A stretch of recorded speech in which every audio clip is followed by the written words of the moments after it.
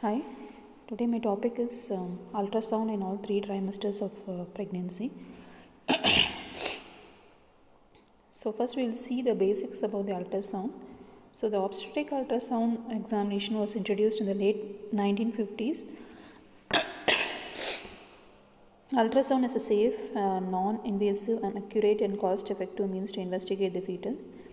It is a computer generated system that uses sound waves integrated through the real time scanners, which are placed in contact with the gel medium, which are placed over the maternal abdomen. The information from different reflections are reconstructed to provide a continuous picture of the moving fetus on the monitor screen. So, what are the indications of obstetric ultrasound?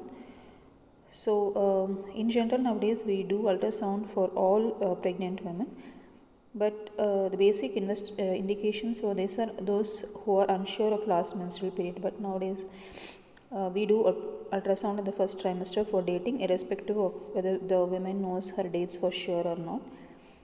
If there is any vaginal bleeding during pregnancy, uterine size not equal to expected for the dates, if there is the history of use of ovulation induction drugs to rule out any multiple pregnancies in the early pregnancy, and if there is a past pregnancy with obstetric complications like ectopic and preterm, and screening for fetal anomalies, and for which includes first trimester and second trimester screening, that is the blood investigations combined with the ultrasound examination of the fetus.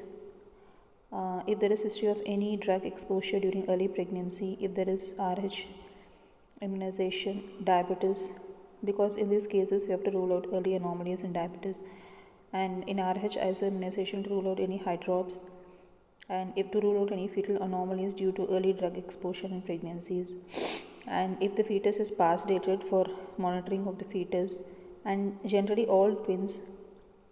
Very important is monochorionic twins because of increased risk of complications, increased risk of death of one twins, and increased risk of anomalies in monochorionic twins, and in case of IUGR. These are the specific cases, but in general, for all even low risk pregnancy, we require ultrasound in 3 trimesters.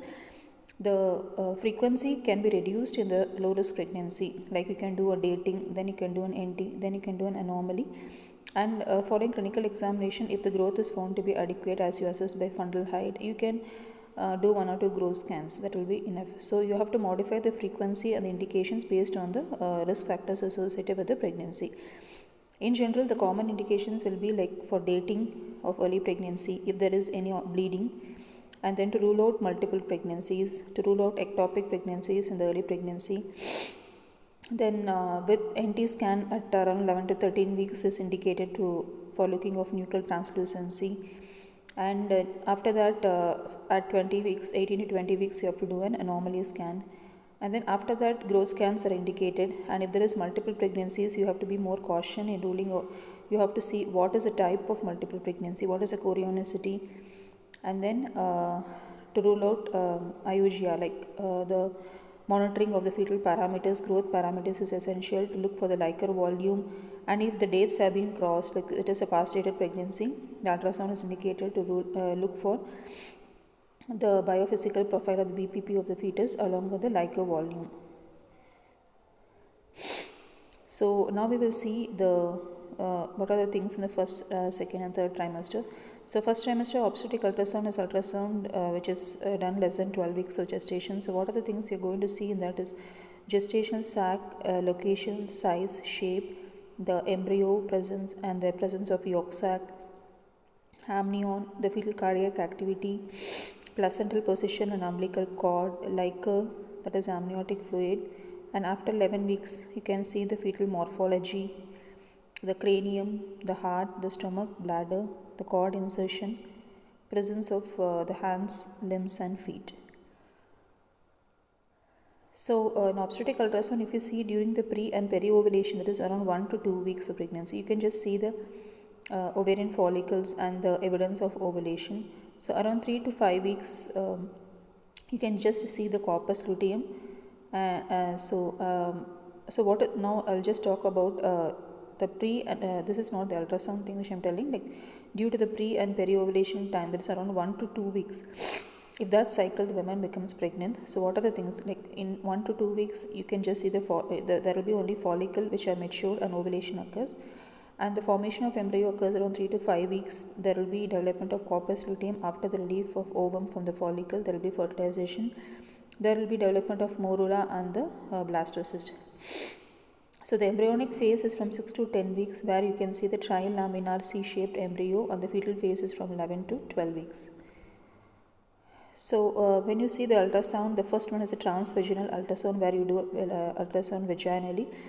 So you can see by transvaginal ultrasound in pregnancy the gestational sac as early as 4 weeks, but ideally it is around 6 weeks. You can definitely visualize, and fluid filled with echogenic border, and the sac grows at least of 0.6 mm every day. So yolk sac and average you can see around at about 4.7 weeks of gestation, and the embryo by transvaginal ultrasound can be visualized as early as 6 weeks. So in a normal pregnancy, the embryo should be visible if the gestational sac is 25 mm or more in diameter. So what are the three things you should keep in mind? We should see a sac, then the yolk sac, and then the embryo. So this is the picture we show you. The first picture shows the sac inside the fluid filled structure, and the second one shows the sac. Inside that you have a small ring-like structure, that is the yolk sac, and the C-shaped structure which is the embryo. So an intrauterine gestation sac should be seen by transvaginal ultrasound if the beta HCG values of the pregnancy it is between 1000 to 2000, and by abdominal ultrasound, so 5500 to 6500. So transvaginal ultrasound is useful in picking up the structures early when compared to the transabdominal ultrasound, and it picks up structure even with very low values of beta HCG. So with the values of 1000 to 2000, 2000 is known as the discriminative zone. So by 2000 values you should be able to see the sac, and by abdominal examination you should be able to see the pregnancy when the values are between 5500 to 6500.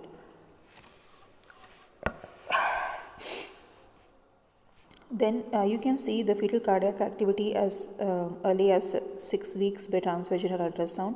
The normal fetal heart rate at around 6 weeks is about 90 to 110, and at about 9 weeks it is 140 to 170 beats per minute, and about at 8-9 weeks, if normal if there is you cannot visualize a heartbeat and there is no bleeding, the chance is still low of the pregnancy of 3%. If there is associated bleeding, the pregnancy loss is about 13%. If there is presence of bradycardia, that is fetal heartbeat less than 90 beats per minute at around 5 to 8 weeks of gestation, there is an increased chance of abortion or miscarriage. So what are the parameters you should measure in a first trimester ultrasound? The most important thing is the crown rump length, which is measured from the crown, that is the head portion, to the rump region. So this is the longest length excluding the limbs and the yolk sac. So it is often measured between 7 to 13 weeks, and it is about 3 days of measurement in about 7 to 10 weeks, and about 5 days at the gestational age of around 10 to 14 weeks. So measured crown rump length of the fetus in centimeter plus 6.5 gives the gestational age in the weeks. So you can calculate the gestational age in weeks based on the CRL you have measured. So CRL in centimeters plus 6.5 gives the gestational age in weeks. So ultrasound findings in a pregnancy which is destined to abort. So this is a poor findings in ultrasound where you can think that the pregnancy is not a good one and it is likely to get aborted. What are the things like a poorly defined, the gestation sac should ideally be regular. If it is poorly defined irregular sac, or if the yolk sac should be of normal size, if it is 6 mm or very larger in size. So if the sac is located very low inside the uterus, or if there is absence of yolk sac or fetal pool, that is only the gestation sac, which is known as empty gestation sac, is seen at around 8 weeks, which suggests the blighted ovum. These are the factors which suggest that the pregnancy is not going to progress successfully. So in first trimester screening, what is first trimester screening? Where we do NT scan between 11 to 13 weeks combined with the maternal blood level assessment of two factors, that is beta HCG with PAP-A, that is pregnancy associated placental protein A. So you have to do an NT scan with the maternal blood level assessment of these two values. So in 2007, the American College of Obstetric Gynecology endorsed offering aneuploidy screening to all gravidas. So this first trimester screening is indicated to rule out aneuploidy in the fetus. It is a screening test. Aneuploidy means all the trisomies 13, 18, 21, etc. So it is performed combined with the scan along with the maternal blood levels of, as I told you, beta HCG with PAP-A. So it is performed between 11 weeks and 13 weeks 6 days with assessment of the crown lump length when the fetus has a crown lump length of about 42 to 79 mm. So fetal nuchal translucency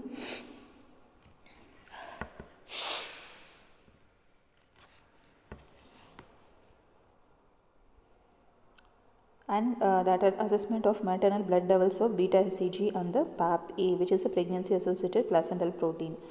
So when you are going to combine the ultrasound which you have done for NT along with the blood values, you will be getting a certain scoring criteria. Based on that, you have to tell, you can assess whether the fetus is at increased risk of aneuploidy or not. So this is a screening test which will detect approximately 60 to 85% of the fetus with Down syndrome and has a false positive rate of 5%. Abnormal, if the screening comes out to be abnormal, there is increased risk of genetic aneuploidy risk and other cardiac anomalies risks. So if it is abnormal, then you have to go for definite testing, that is you have to do karyotyping of the fetus, that is you have to do an amniocentesis where you put a needle through the abdomen and take out the liquor surrounding the fetus, and from that you have to take the fetal cells and do karyotyping, that is the DNA testing, to rule out if the fetus is for sure affected with any genetic conditions or aneuploidy. So in the nuchal translucency scan, as I told you, is performed between 11 to 13 weeks of 6 days. The aim is to measure the translucent space between the back of the neck and the overlying skin. The scan is obtained with the fetus in sagittal section and the neutral position. The fetal head should neither be hyperflex nor extended, either of which can influence the measurement of the nuchal translucency thickness. So the fetal image is enlarged to fill 75% of the screen and maximum thickness is measured from leading edge to the leading edge. So the inner to inner measurements has to be taken. It is important to distinguish the translucency from the underlying amniotic membrane. More than 6 mm is considered abnormal. So this picture shows the nuchal translucency measurement. So these are the factors which we have seen in the first trimester. So grossly, the first trimester ultrasound you have to do for dating and to rule out multiple pregnancy, to rule out molar pregnancy, to rule out ectopic, then if there is any vaginal bleeding, and then you have to do for mainly for the nuchal translucency. Coming to the second trimester ultrasound, which is performed between 13 to 24 weeks, it is mainly performed for fetal survey, that is to look for the again fetal numbers, the viability, presentation, fetal biometry, amniotic fluid, cervix, placenta, and the fetal complete anatomical screening. So cervical length measurement in second trimester is done with the transvaginal probe where the patient is placed in dorsal lithotomy position with empty bladder.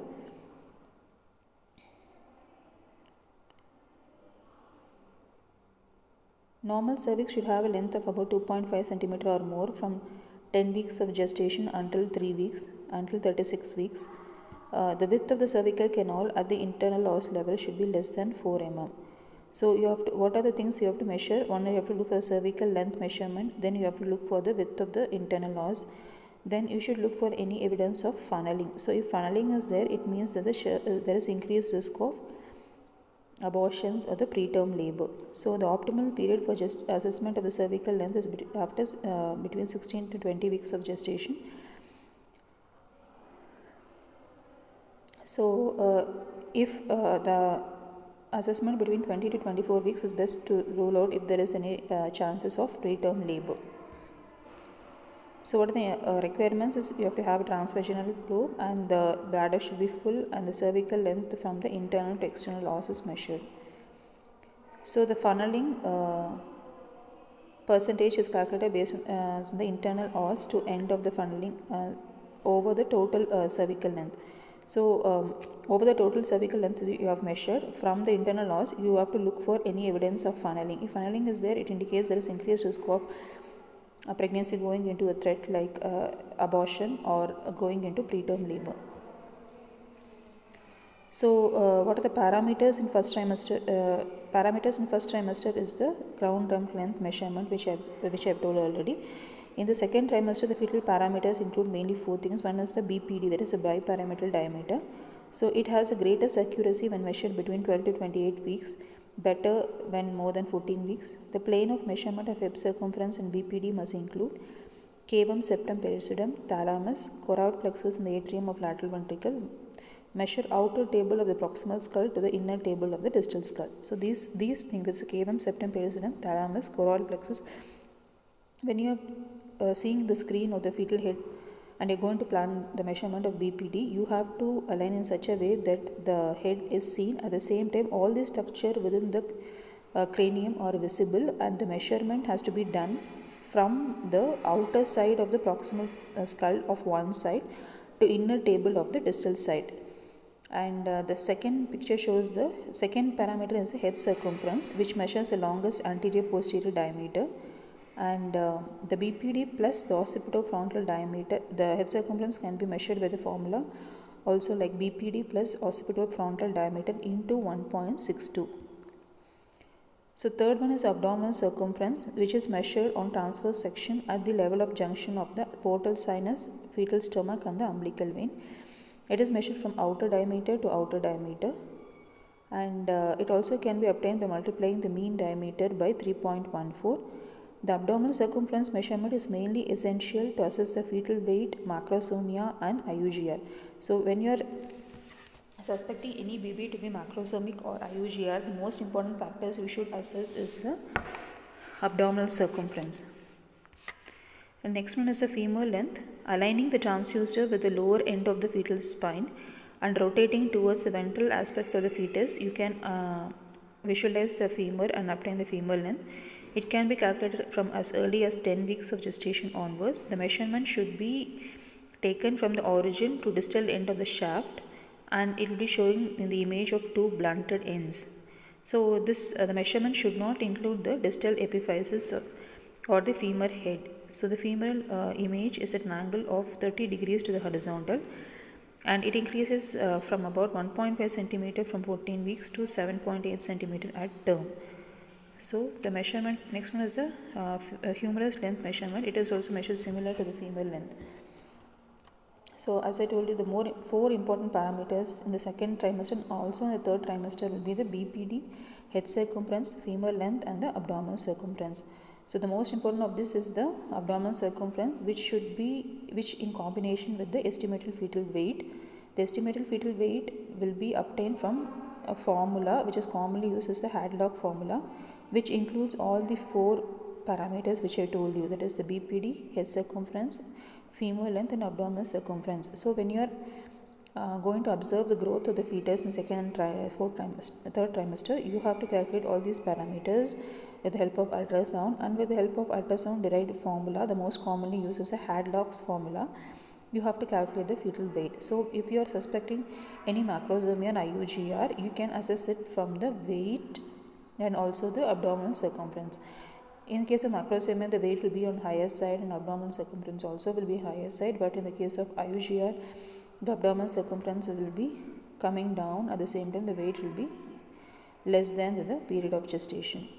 The next parameter which you have to see in ultrasound second, third trimester is the amniotic fluid, that is AFI, which is measured by measuring all the 4 quadrants. Or sometimes you can have 2 things in measurements of amniotic fluid. One is a single vertical pocket or the amniotic fluid index. Single vertical pocket means any one single pocket in any of the corners of the uterus where the liquor is present. Or amniotic fluid means you have to measure all the 4 quadrants of each angles of the uterus, and then you have to add them up together. So normal AFI is about 5 to 20 centimeter, and 6 to 8 is borderline, and less than 5 centimeters oligohydramnios. Polyhydramnios like a value more than 2000 ml, or a single vertical pocket of 8 centimeter or more.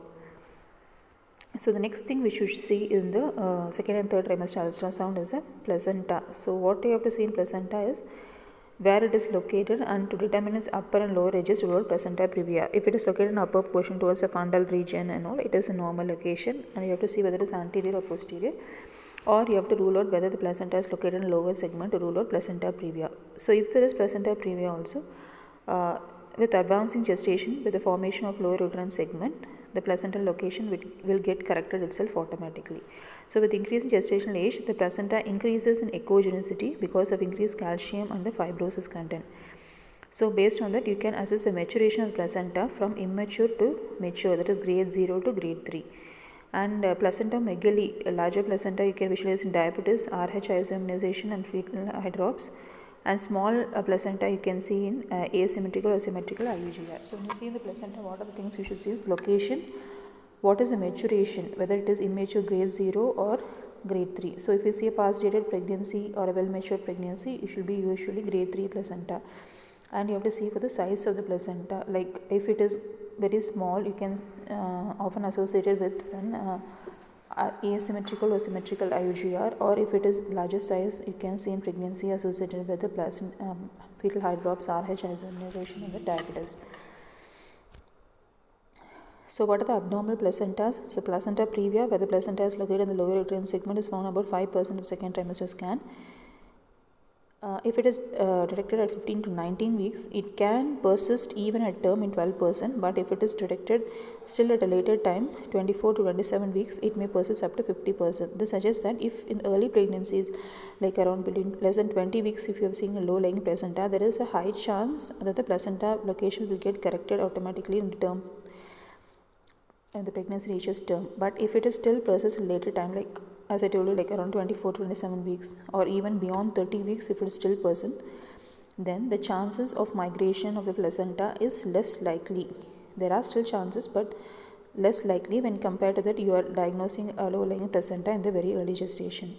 So next one is a vasa previa, where there is a membranous insertion of the cord, and the cord is inserted directly to the membranes, and the fetal blood vessels will be directly in contact with the fetal membranes in this case over the internal os. So what is the outcome of this is when as the fetal blood vessels in the umbilical cord are in direct contact with the membranes, when there is rupture of membranes on own during labor, or if you are doing an artificial rupture of membranes, there is increased risk of these blood vessels which are in direct contact with the membranes of rupturing, which results in the blood loss. The blood is usually of the fetal origin, which in turn can cause severe anemia of the fetus, fetal distress, and even death. So it is often missed sometimes in ultrasound, but if you carefully locate, you can see a vasa previa in most of the cases, where you can see the blood vessels running over the membranes and up to the internal os. So what are the anatomical structures? That is, when you are doing anomaly scan at 18 to 20 weeks, what are the structures you will be concentrating is the fetal head, which you have to look for atrium of lateral ventricles, assessment of choroid plexus, cisterna magna, cerebellum and nuchal fold. The atrium of lateral ventricle should be less than 10 mm in diameter, best measured at the occipital horn. The choroid plexus should be homogeneous. Small and multiple choroid plexus cysts are common findings in ultrasound. If they are present as an isolated finding with all the other features, all the rest of the fetal anatomy survey are normal, then they are not of much significance. That is isolated choroid plexus cyst. So the cerebral diameter should be approximately equal to the weeks of gestation. That is, if it is 19 weeks of gestation, it should be 19 mm. The cisterna magna should be less than 10 mm. The nuchal fold, that is the measurement from the outer edge of the occipital bone to the skin surface, should be less than 6 mm when measured between 17 to 20 weeks. So the face, what are the facial profile features you should look for? The nose, the lips and the nasal bone. Then you have to look for the thorax, the lung volumes, the diaphragm. You have to rule out CCAM, that is congenital cystic adenomatous malformation of the lung, and you have to rule out congenital diaphragmatic hernia. So then you have to look for the fetal circulation in cardiac chambers within the heart.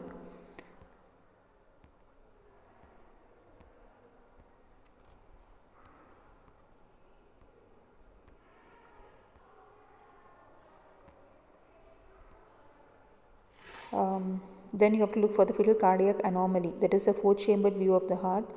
The ultrasound beam has to be directed perpendicular to the mid-chest plane at the level of the heart, and these chambers consist of right and left atrial and both ventricular chambers blend, and the corresponding valves in between them also has to be looked for. So the heart is approximately 1/3 of the area of the chest inclined to the left 45 degrees to the midline. The anterior posterior midline passes through the left atrium and right ventricle.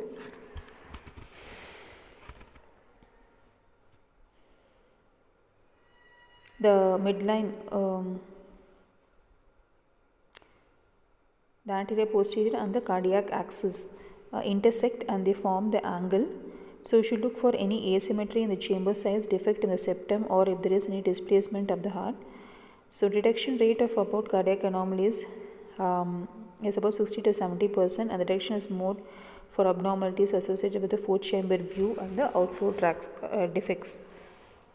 So sweep the transducer beam in transverse plane from the level of the four-chambered view towards the fetal neck. So the right outflow tract is the pulmonary artery, which comes out of the right ventricle and bifurcates and continues into the pulmonary artery. However, from the left outflow tract, there will be a development of aortic arch, which then continues as a descending aorta. So you should measure the fetal heart rate in the M mode. And then other structures which you have to see in the fetal survey is the abdomen, stomach, that is the stomach, whether the stomach is present, what is the size, and whether there is any situs inversus, that is the change in the location of the location and side of the stomach, and then liver. Then you have to look for cord insertion, that is normally in the abdominal, ensure that the abdominal wall around the cord insertion is intact to rule out any gastrocases or omphalocele, and there is no bowel herniation into the cord, and there is a 3-vessel cord which is present. Look for kidneys, bladder. The kidneys, one should confirm the presence and position of both kidneys. Then one should look for anechoic renal pelvis. The renal pelvis transverse sagittal diameter should be less than 5 mm.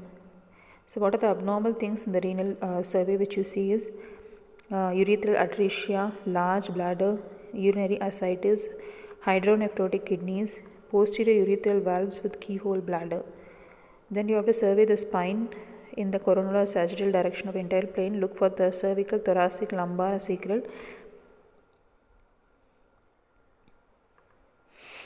Transverse assessment of entire spine.